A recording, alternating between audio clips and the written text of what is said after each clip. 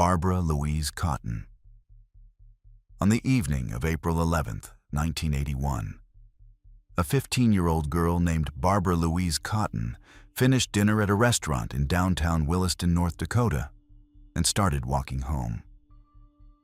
It was 5 blocks. She never made it. She left behind her clothing, her eyeglasses, her last paycheck, her savings, and even her carton of cigarettes. Everything a person would take with them if they were planning to leave. So why did investigators initially treat her disappearance as a runaway case? Nobody was paying attention to Barbara Cotton back then. Williston in 1981 was a boom town, flooded with transient oil workers chasing money in the Williston Basin. People came and went constantly. A teenager going missing barely registered as unusual. That was about to change. Barbara was 5'2", about 100 pounds, with brown hair and hazel brown eyes. She had a noticeable curvature in her spine.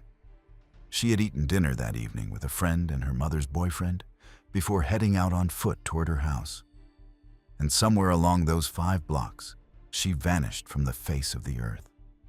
The initial investigation went nowhere, largely because authorities assumed she had simply run away. Her family pushed back on this from the beginning.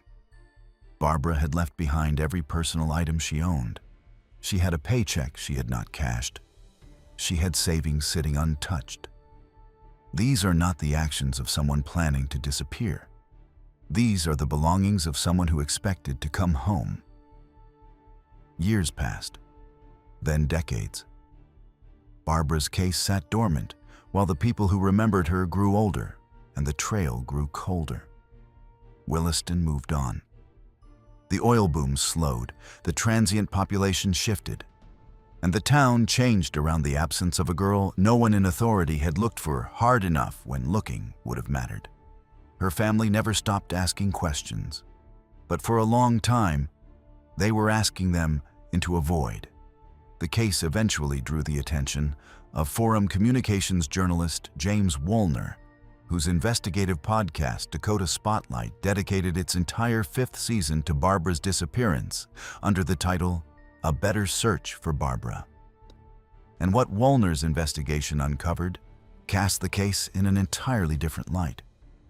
One name kept surfacing throughout the reporting: Frank J. Delapena. Delapena had been living in Williston at the time Barbara disappeared, and just 1 month after she vanished, he abducted and took the lives of 2 young girls in Wyoming. He was convicted and imprisoned for those crimes. The timeline and geography lined up in ways that investigators could not ignore. Delapena was not the only person of interest the podcast identified. Other names emerged during the investigation, including individuals known to people in the area who had raised suspicions over the years but had never been formally pursued. And no, that is not a coincidence anyone should overlook.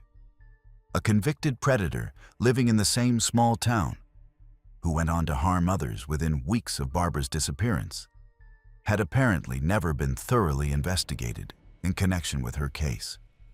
As of 2026, Barbara Louise Cotton has never been found. Her mitochondrial DNA from family members is now in CODIS, the FBI's combined DNA index system, and she is listed in the National Missing and Unidentified Person System under case number MP 2921. The North Dakota Attorney General's cold case listing has been amended in the wake of the Dakota Spotlight investigation. Barbara Cotton walked 5 blocks on an April evening in 1981, and somewhere along the way, someone made sure she would not arrive. 45 years later, the people who loved her are still waiting for answers. Anyone with information can contact the Williston Police Department. For a while, Williston seemed like the kind of place where things like this simply did not happen, where a missing teenager was easier to explain away than to investigate. That kind of institutional blindness was not unique to Barbara Cotton's case. 300 miles to the east, in Grand Forks, a different kind of failure was about to unfold, and this time, it would happen in a courtroom. Joel Lovelian. On the night of October 28, 2007, a man walked out of a bar in Grand Forks, North Dakota, to check on someone who had been left behind by a party bus. It was Halloween weekend. The streets were full of people in costumes. And by the time anyone realized something was wrong, Joel Lovelian was lying unconscious in the parking lot of the Broken Drum Bar with his face shattered. He never regained consciousness. He passed away from facial fractures and choking on his own blood.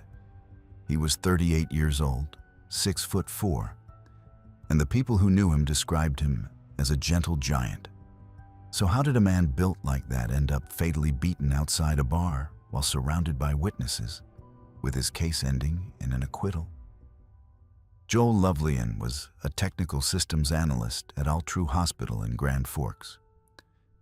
He was there that night with his fiancée, Heather Eastling, enjoying what should have been an ordinary Halloween weekend outing.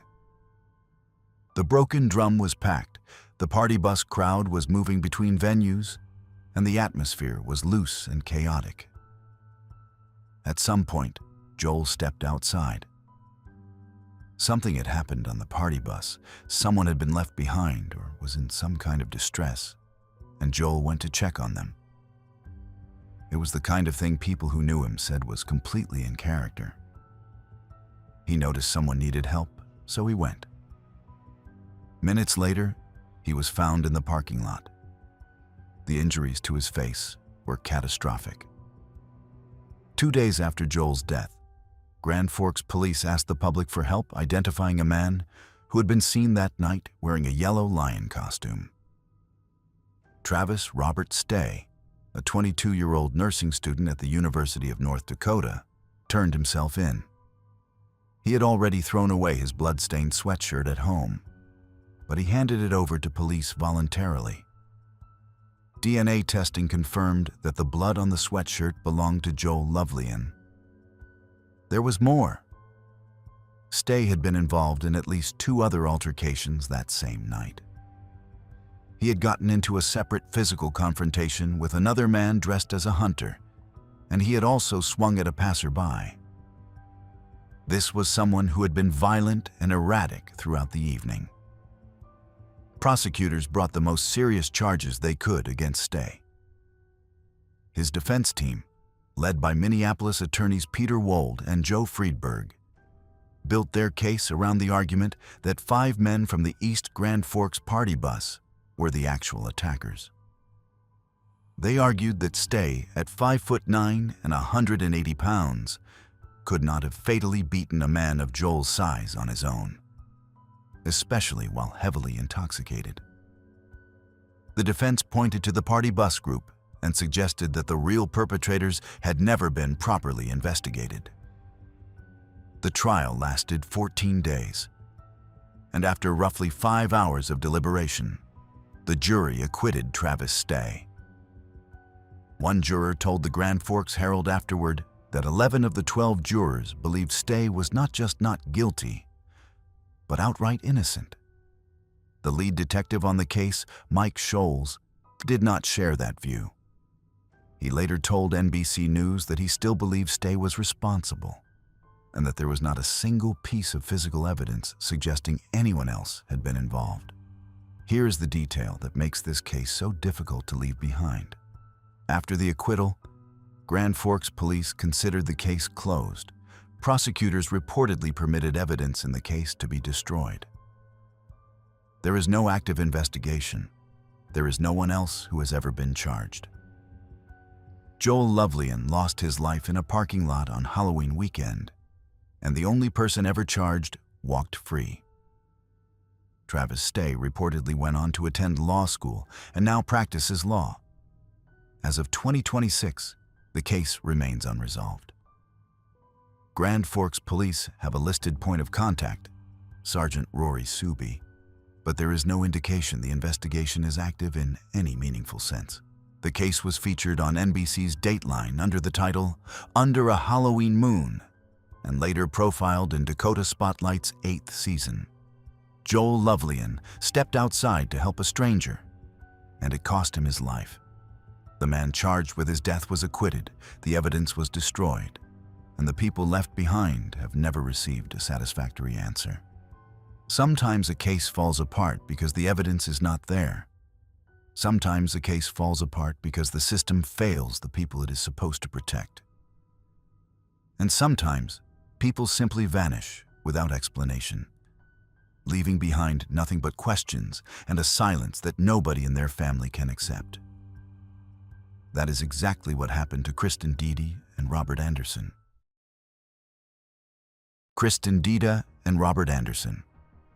In the summer of 1993, a young couple drove from Minnesota to a small town in central North Dakota to drop off 2 children with their grandparents. They were seen by a state trooper, they visited family, they made phone calls. And then they were gone.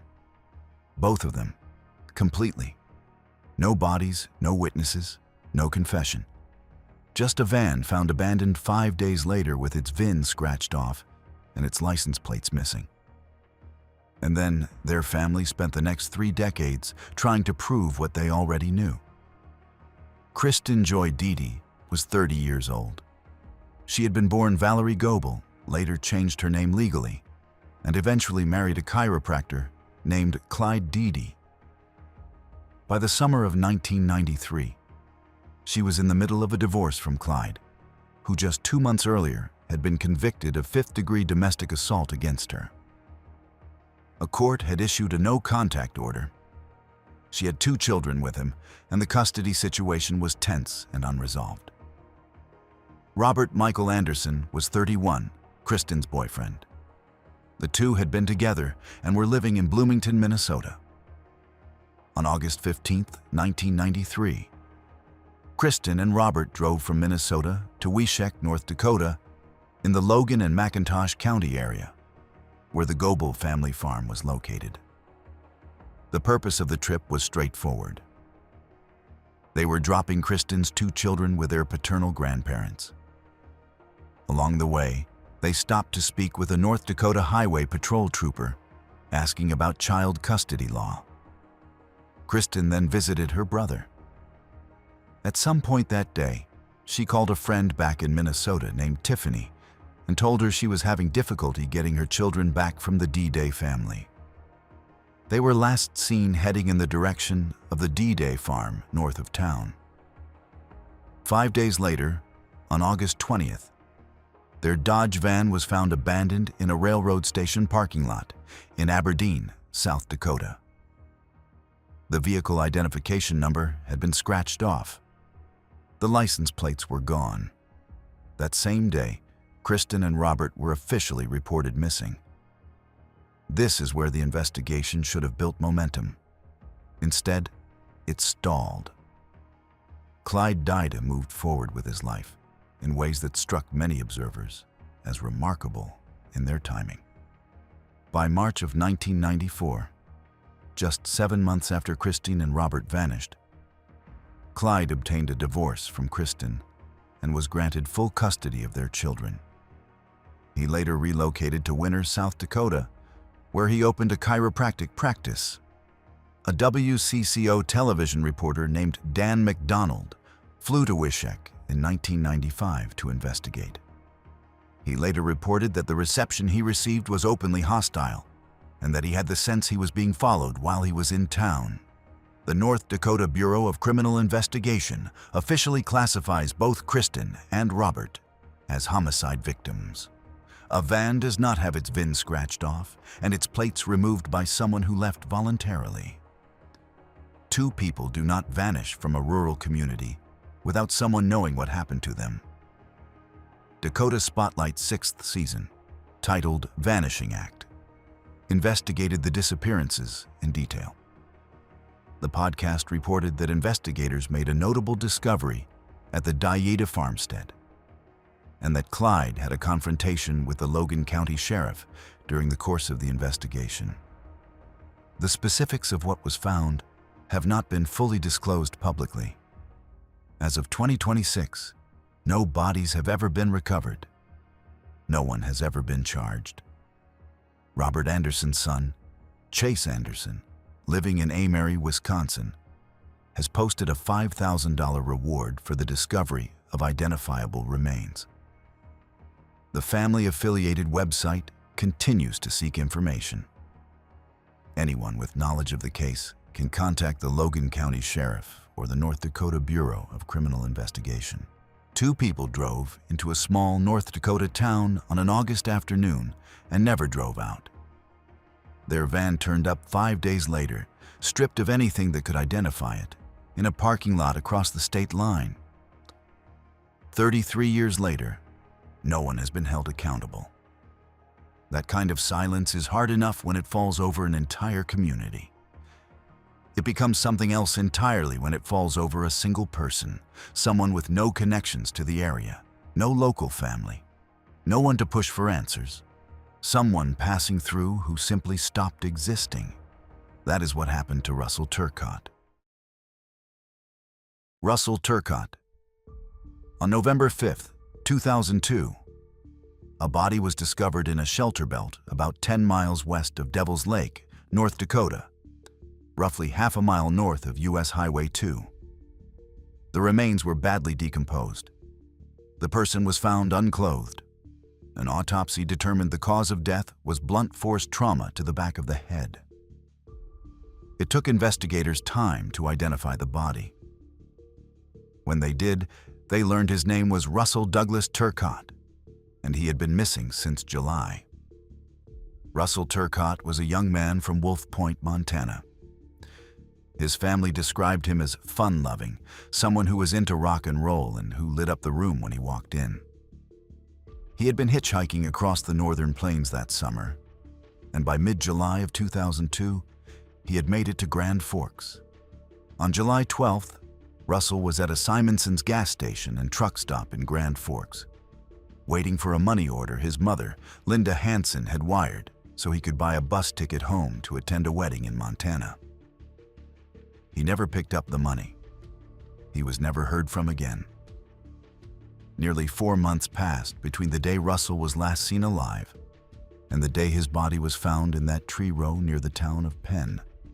Whoever took his life left him in an isolated stretch of open country between Grand Forks and Devil's Lake, along one of the loneliest highways in the state. US Highway 2 cuts straight across the top of North Dakota, miles of flat farmland and shelter belts on either side, the kind of road where a person could pull off, leave something behind, and drive away without another soul seeing a thing. The distance between where Russell was last seen in Grand Forks and where his body was found near Devil's Lake is roughly 90 miles. Someone drove that stretch of highway with Russell, alive or already gone, and turned off into a tree row that would hide what they had done for nearly 4 months. In 2006, the FBI publicly named convicted serial predator Joseph Edward Duncan III as a possible suspect.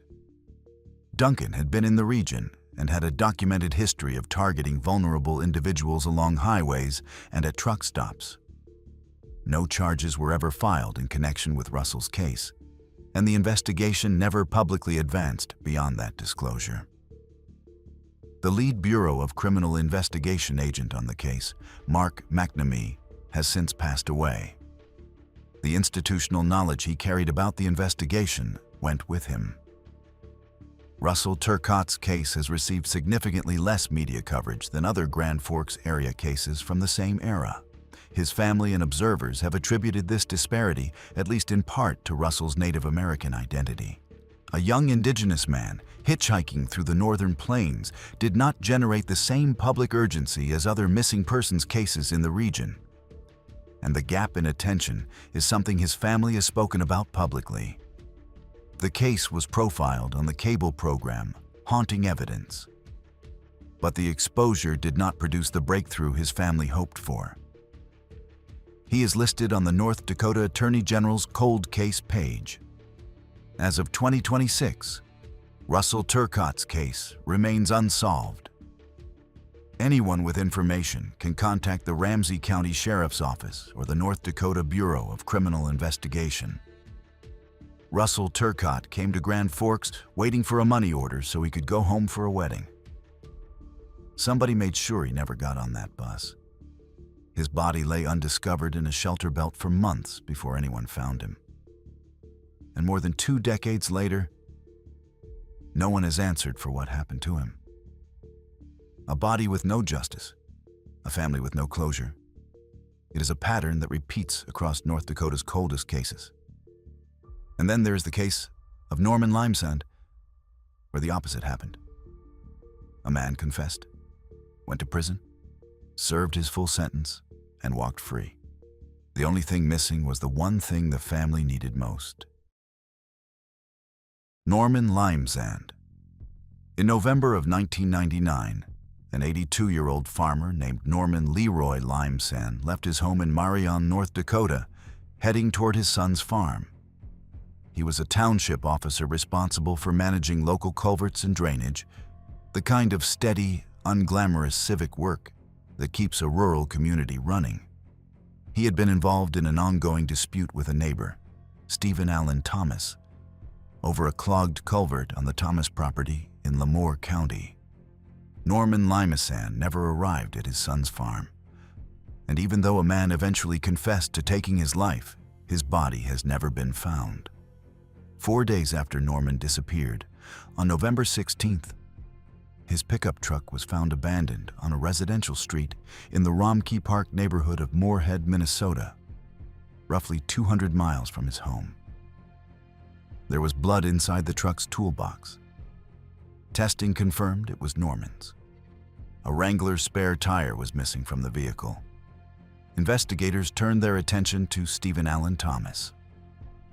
On the approach driveway to the farmhouse Thomas shared with his mother, Bonnie Rosland, they found Norman's eyeglasses and additional traces of his blood. The physical evidence pointed directly to that property. Rosalind initially backed her son's story, telling investigators she had driven Thomas to Fargo on November 12th, the day Norman vanished. Phone records proved that was a lie. Both of them had been home that day. Rosalind eventually pleaded guilty to perjury for lying to a federal grand jury and was sentenced in March of 2005 to 5 months in jail. Thomas himself had a background that raised serious concerns. He was a former United States Marine with a 1995 California conviction for assault with a deadly weapon. He was charged in connection with Norman Limesand's death in August of 2005 and turned himself in. What happened next is the part of this case that Norman's family has never been able to accept. In November of 2006, Thomas entered into a plea agreement. He pleaded guilty to manslaughter, a Class B felony, in exchange for the more serious charge being dropped. The agreement included a condition that he would face the original charge if he failed to cooperate in locating Norman's body. Thomas's account of what happened went like this. He claimed he was out hunting rabbits when his dog flushed a pheasant and that he accidentally shot Norman Limesand in the face. He said he panicked, loaded Norman's body into the pickup, drove around, and eventually dumped the body in a dry slough somewhere in an 80-square-mile area that straddled Stutzman and Barnes counties. He said he could not remember the exact location. Investigators tried everything to help him pinpoint the spot. They had him undergo hypnosis. They administered a polygraph. They conducted land and air searches across the area Thomas described. Nothing turned up. Not a trace. An 82-year-old man's remains, somewhere in the open prairie of central North Dakota, have never been located. A man accidentally shoots someone in the face, drives the body around, dumps it in a slough he cannot locate across 80 square miles, then moves the victim's truck 200 miles to Moorhead, Minnesota. That is the version of events a jury was never asked to evaluate, because the plea agreement took a trial off the table. Judge James Becken sentenced Thomas to the maximum allowable sentence for manslaughter, 10 years in prison. Thomas served every day of it. On May 24, 2014, he was released. Norman's widow, Marjorie Limesand, was 91 years old at the time of sentencing. She and her son Milton both said publicly that they did not believe Thomas's version of events, the idea that a fatal shooting was accidental, that the location of a body could simply be forgotten, and that a pickup truck would end up stripped and abandoned hundreds of miles away. None of it added up. Norman Limesand was declared legally dead in March of 2002, more than 2 years after he disappeared. Even though no remains had been recovered, he is still listed in the National Missing and Unidentified Persons System under case number 17931. The case file is administratively closed, but the listing remains active, a bureaucratic acknowledgement that something is still unfinished. The math on this case is hard to accept. Thomas received the maximum sentence available for manslaughter, served every day of it, and still walked out of prison after just 10 years. Norman Limesand was 82 years old when he vanished, a man who had spent decades quietly serving his community. And the person who admitted to taking his life was free before the grief had even begun to settle for the people who loved him. As of 2026, Stephen Allen Thomas has been a free man for over 12 years. He served his full 10-year sentence and walked out of prison. And Norman Limesand's family still does not know where his body is. Anyone with information about the location of Norman's remains can contact the Lemoore County Sheriff. Norman Limesand drove out one November morning to visit his son's farm, and he never came home. A man confessed, a sentence was served, and the case was closed on paper. The only thing that was never recovered was Norman himself. If you like this video and haven't subscribed yet, now's a great time to join. We post a new case every day, so hit subscribe and don't miss what's coming next. Drew Sjodin. North Dakota has never executed anyone. It does not have an execution chamber, and it has never had a state-level death penalty statute on the books in the modern era. So when a federal jury in Fargo handed down a death sentence in 2006, it was the first time capital punishment had ever been imposed in the state's history, and the case that produced it would take nearly 2 decades to fully resolve. The sentence was for a man named Alfonso Rodriguez Jr., and it was connected to the disappearance and death of a 22-year-old University of North Dakota senior named Drew Katrina Sjodin. 4 years before that sentence came down, on the evening of November 22, 2003, Drew Sjodin left her job at Victoria's Secret inside the Columbia Mall in Grand Forks and walked out to the parking lot. She was on the phone with her boyfriend at the time. The call dropped. She was never heard from again. Drew had grown up in the Minneapolis area, graduated from Pequot Lakes High School in Minnesota in 2000, and was finishing her degree at UND. She was the kind of person people described in specific terms, not generalities, because the details of who she was mattered to the people around her. Rodriguez was a registered Level 3 sex offender from Crookston, Minnesota, about 25 miles from Grand Forks. He had 3 decades of prior offenses on his record and had been released from a 23-year Minnesota prison sentence just 6 months before Drew disappeared. The system that was supposed to track and monitor someone with his history had placed him less than 30 miles from a college campus. He was arrested on December 1st, 2003, 9 days after the abduction. Drew's body was not recovered for another 5 months. In late April of 2004, searchers found her remains in a ravine near Crookston, just across the state line in Minnesota. The forensic evidence indicated she had been assaulted, restrained, and harmed fatally. Prosecutors said she had been bound and marched into the ravine.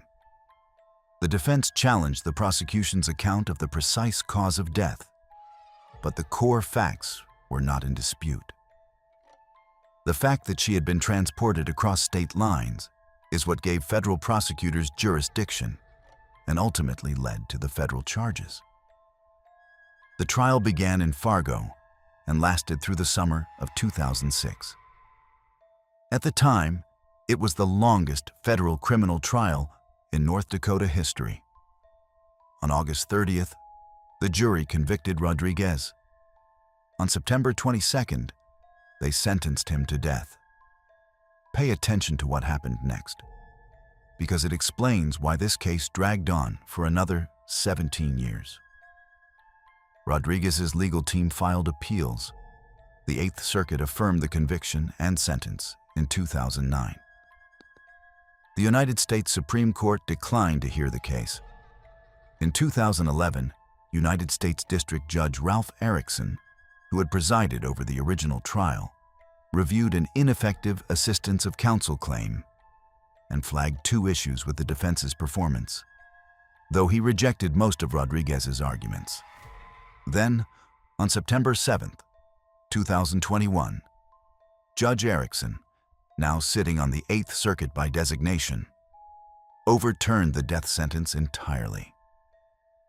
In a 232-page ruling, he found that the coroner's testimony at trial had been unsupported, misleading, and inaccurate, and that the defense had failed to develop a credible mental health record that could have supported an insanity defense. The ruling did not challenge the conviction itself, only the sentence. Rodriguez remained guilty. The question was whether he would live or die for it. For nearly 2 years after the sentence was vacated, the case sat in limbo while the Department of Justice decided whether to pursue a new penalty phase. On March 14, 2023, the United States Department of Justice, under Attorney General Merrick Garland, formally withdrew its intent to seek the death penalty. United States Attorney Max Schneider filed the withdrawal in the District of North Dakota. On May 18, 2023, Judge Erickson signed an amended judgment imposing life in prison without the possibility of parole. North Dakota Attorney General Drew Wrigley publicly called the withdrawal a grave affront to justice. The case left a legislative footprint that outlasted the legal proceedings.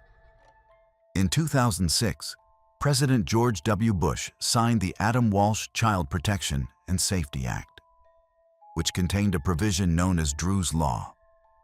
That provision renamed the National Sex Offender Public Registry to the Drew Sjodin National Sex Offender Public Website, which remains the federal database used today. Minnesota also overhauled its policies on how it monitors and manages registered sex offenders in the wake of the case. As of 2026, Alfonso Rodriguez Jr., now approximately 73 years old, is in Federal Bureau of Prisons custody serving life without parole. The death sentence that once made national headlines no longer exists. The case is closed, but the policy changes it triggered are still in effect. Drew Sjodin's case consumed nearly 20 years of legal proceedings, produced the only federal death sentence in North Dakota history, and ended not with an execution, but with a revised judgment and a law bearing her name. That trajectory, from a parking lot in Grand Forks to the floor of the United States Senate, is unique in the state's criminal history. What is not unique, unfortunately, is the pattern. A woman in North Dakota goes about her daily life, trusts the world around her, and someone she should never have had to fear takes everything from her. 14 years after Drew Sjodin disappeared from a mall parking lot, another young woman would vanish from inside her own apartment building, and the person responsible was living directly upstairs. Savanna, LaFontaine-Greywind.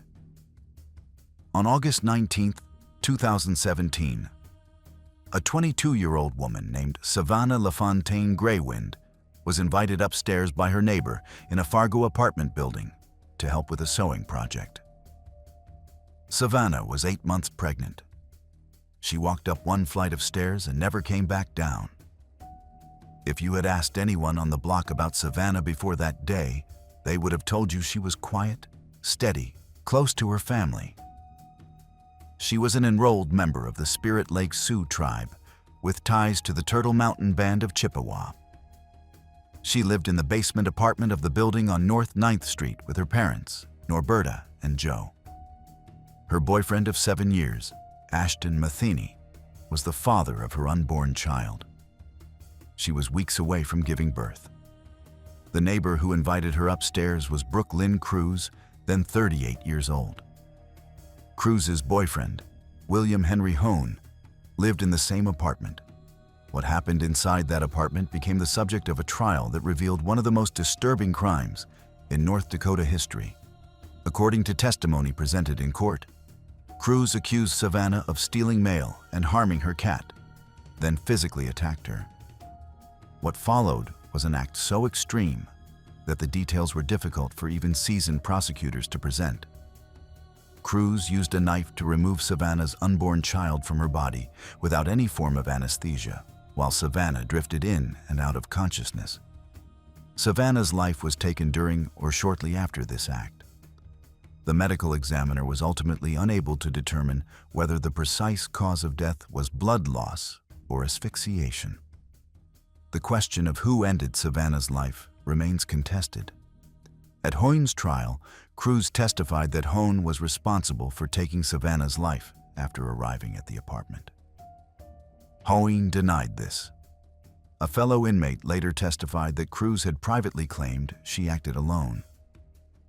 The jury acquitted Hone of the most serious conspiracy charge, though he had already pleaded guilty mid-trial to conspiracy to commit kidnapping and giving false information. Savanna was reported missing the same evening she disappeared. Police searched the Cruz and Hone apartment 3 times and found nothing. It was not until the 4th search, on August 24th, that Detective Phil Swan noticed movement among pillows piled on a bed. Underneath them was a newborn girl, alive and in stable condition, weighing 4 pounds and 13 ounces. She was later named Hazley Joe. 3 days later, on August 27th, kayakers on the Red River near Harwood discovered Savanna's body wrapped in plastic. A DNA test confirmed the baby's parentage on September 11th, 2017. Hazley Joe was returned to her biological father, Ashton Matheny. Brooke Cruz pleaded guilty in December of 2017 with no plea deal. On February 2nd, 2018, Judge Frank Racek sentenced her to life in prison without the possibility of parole, plus 20 years for conspiracy to commit kidnapping and 163 days for giving false information. The prosecution was led by Cass County Assistant State's Attorney Leah Visti. Hoing's sentencing took a complicated path. Judge Tom Olson initially sentenced him to life with parole using a dangerous special offender enhancement. The North Dakota Supreme Court reversed that sentence in August of 2019, ruling the judge had exceeded statutory authority. On October 7th, 2019, Hoing was resentenced to 20 years in prison. The case prompted federal legislation. Savanna's Act, originally introduced by Senator Heidi Heitkamp of North Dakota, was signed into law to improve coordination between federal and tribal authorities on cases involving missing and harmed Indigenous women. The law was a direct response to the systemic failures that advocates had been raising for years. Indigenous women in the United States go missing and are harmed at rates that far exceed the national average, and the jurisdictional gaps between tribal, state, and federal law enforcement have historically allowed cases to fall through without anyone being held accountable. Savanna's name became the vehicle that carried the legislation through Congress, and the law now requires the Department of Justice to develop guidelines for responding to cases of missing or harmed Indigenous people. As of 2026, Brooke Cruz is serving life without parole. William Hoyne is serving his 20-year sentence. Hazley Joe is being raised by her father. The Greywind family has been represented by attorney Gloria Allred. Savanna LaFontaine-Greywind walked upstairs in her own building and trusted someone she had lived near for months. That trust was repaid with an act of violence that produced both a federal law and a child who will one day have to learn the story of how she came into the world. The small detail that separated Savanna's case from so many others was its resolution. The perpetrators were identified quickly, the legal system moved, and the child survived. That is not how every case in North Dakota ends. 40 years earlier, in the western part of the state, a woman and a child lost their lives in a motel, and it took a full decade before investigators even had a name. Priscilla Dinkle and Donnell Leitz, Dickinson, North Dakota, November 9th, 1981. Shortly before 8 in the morning, a neighbor walking past the Swanson Motel at 746 West Villard Street noticed something wrong and called the police. Officers arrived and found Priscilla Dinkle, 53 years old, face down in the motel office lobby. Her hands had been bound with an electrical cord, she had been struck on the head with a blunt object, and her life had been taken by asphyxiation. Priscilla was a Crystal, North Dakota native, who had moved to Dickinson just 3 months earlier to manage the motel. Her granddaughter was also found inside the office sleeping quarters. The child had also lost her life. She was 7 years old. You would think someone would have said something. Nobody did. The Swanson Motel sat in the middle of a town swollen with transient workers chasing the early 1980s Williston Basin oil boom. People moved in and out constantly. Strangers were everywhere. A crime like this, in a place like that, produced almost no usable leads. Local detectives, including Sergeant Rick Bartz and a young patrolman named Chuck Rummel, worked the case alongside the North Dakota Bureau of Criminal Investigation. They pursued every thread they had. They interviewed residents, tracked the movements of transient workers, and combed through whatever physical evidence the scene had produced. None of it led anywhere definitive. The case went cold. It stayed cold for a full decade. 10 years is a long time for a case to sit, and most investigations that go that long without a break never come back. The witnesses scatter, memories fade, and the physical evidence degrades. The Swanson Motel case had every reason to stay buried. In 1991, Dickinson Police Commissioner Walter H. Railing pushed Chief Paul Bazzano to reopen the investigation. Bazzano assigned Detective Rummel, the same officer who had responded as a patrolman 10 years earlier.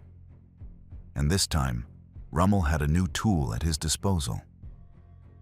The FBI had developed a behavioral profile that had not existed during the original investigation.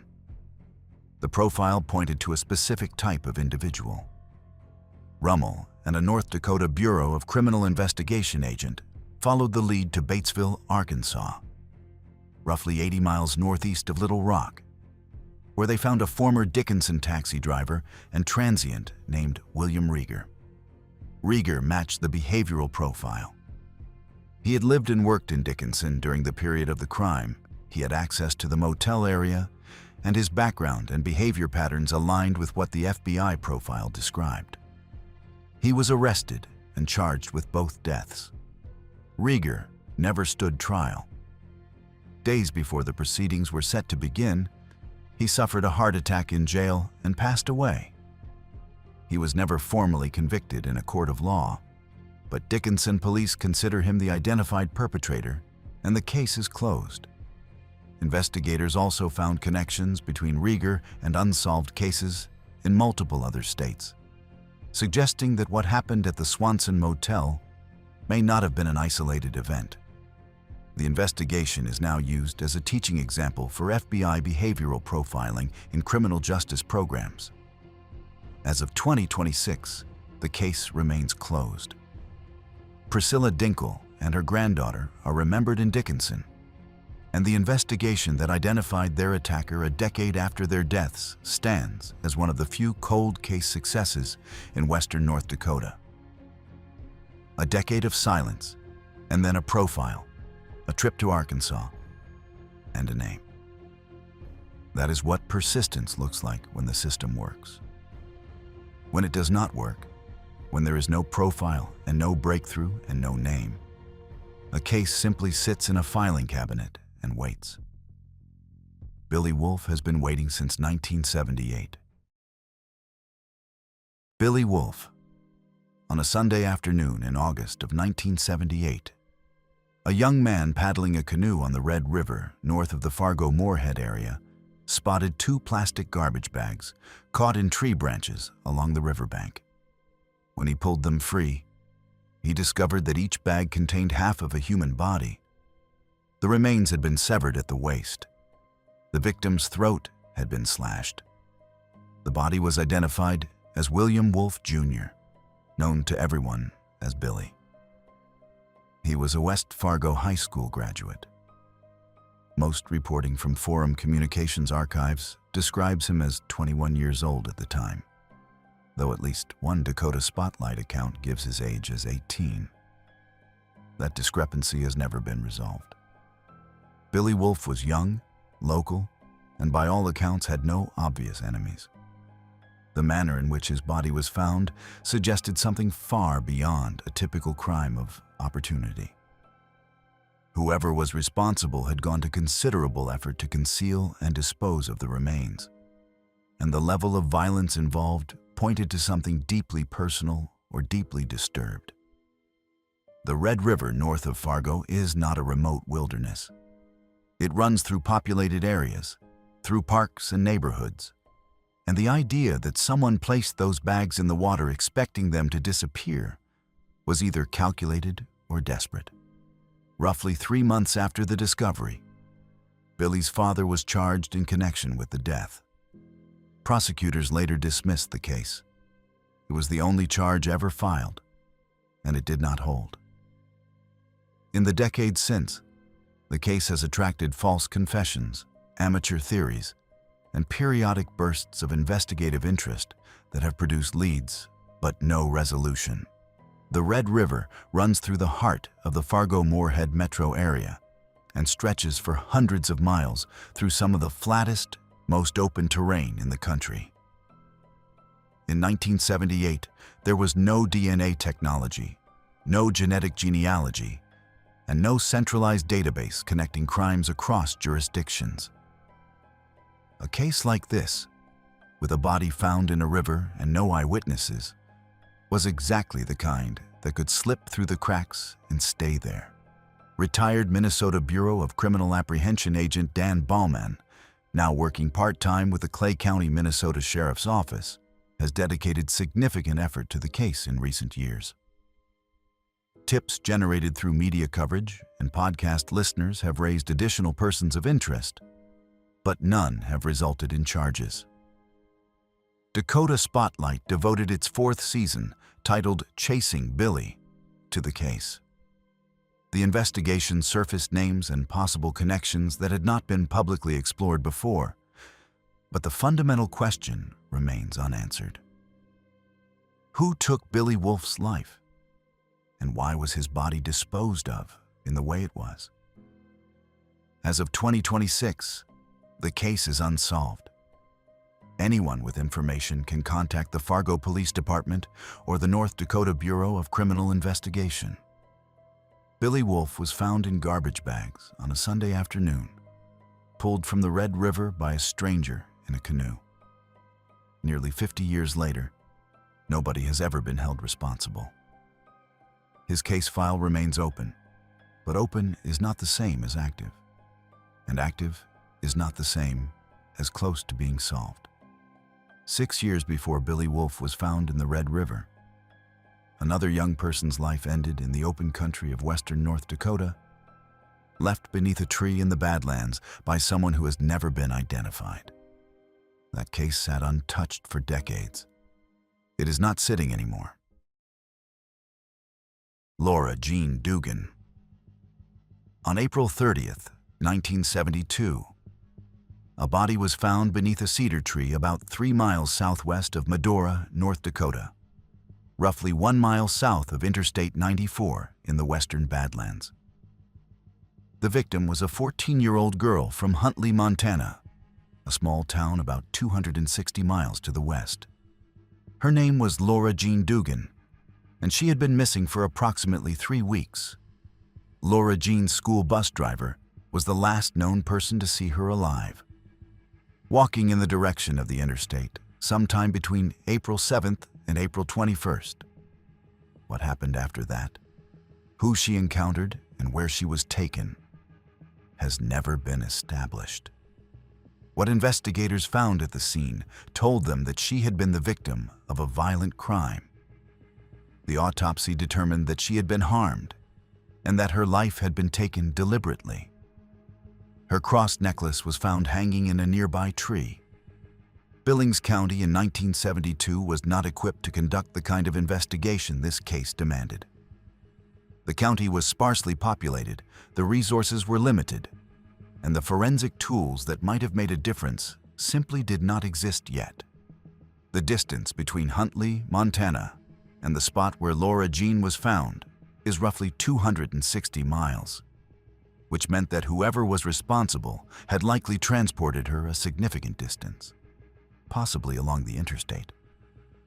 A 14-year-old girl walking toward a highway in rural Montana could have been picked up by anyone passing through.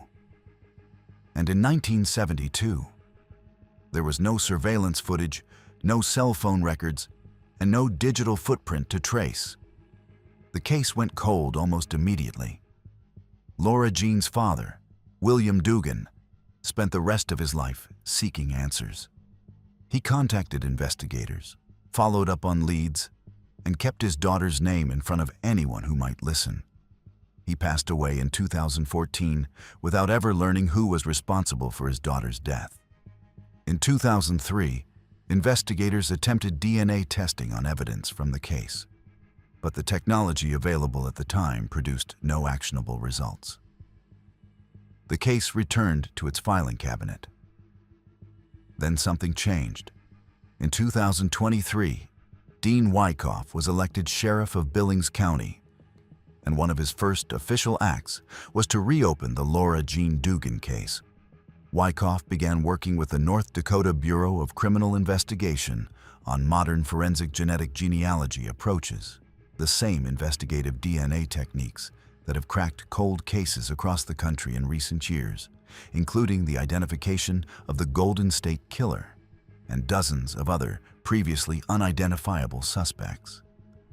The technology that failed in 2003 has advanced enormously since then, and investigators now believe there is a realistic pathway to identifying a suspect through DNA evidence that has been preserved from the original crime scene. This is the detail that makes this case different from the other unsolved files in this video. Every other cold case we have covered tonight is static. The evidence exists, the tip lines are open, but nobody is actively breaking new ground. Laura Jean Dugan's case is moving. A new sheriff, new technology, and a renewed commitment to a girl whose father went to his grave, waiting for the answer that never came.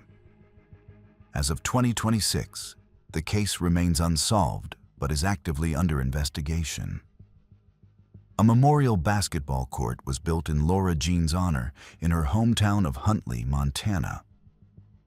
Anyone with information can contact the Billings County Sheriff's Office.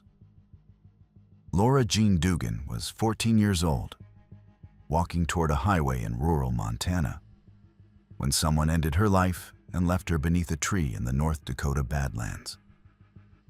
For more than 50 years, that is where the story stopped. It is not stopping anymore.